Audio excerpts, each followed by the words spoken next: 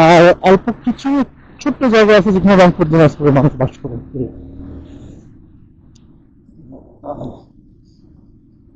অর্থাৎ মিক্সড।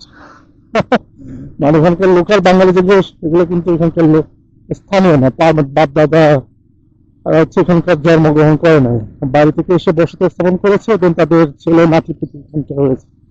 আহ, বুঝতে পেরেছেন? ব্যাপারটা হচ্ছে এরকম। এটার নাম হচ্ছে সাবেক বিলছড়ি। সাবেক বিলছড়ি। ওকে।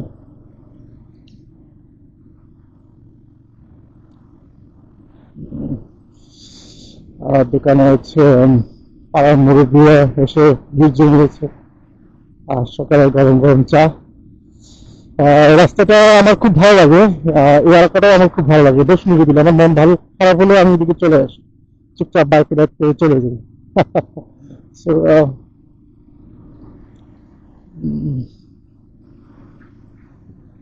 দেখুন,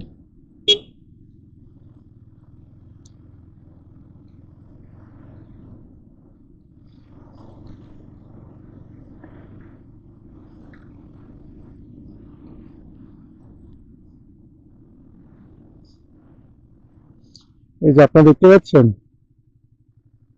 দিস ইজ অফ বুদ্ধিস্ট কোয়াং বলে, অর্থাৎ বৌদ্ধ বিহার। হ্যাঁ, এই যে। আর এটা হচ্ছে সাবেক বিলছড়ি সরকারি প্রাথমিক বিদ্যালয়। চলুন। ও মার্শাল্লাহ! আপনার চেক করেন, দেখতে পাচ্ছেন? আর এটা হচ্ছে সামনে যেটা কুয়াশা ঢাকা দেখতেছেন, এটা পুরোটা হচ্ছে পাহাড়। আর নিচে হচ্ছে সোনালী ধান ক্ষেতের জমি। মার্শাল্লাহ, খুব সুন্দর না? বেশ সুন্দর।